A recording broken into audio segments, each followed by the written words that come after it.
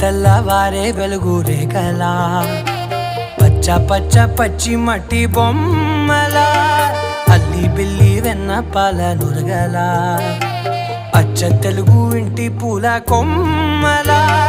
దేవదేవుడే పంపగా ఇలా దేవతే మా ఇంట అడుగే పెట్టెనంట బ్రహ్మ కళ్ళలో కాంతులే మా అమ్మలా మా కోసం మళ్ళీ లాలి పాడేనంట.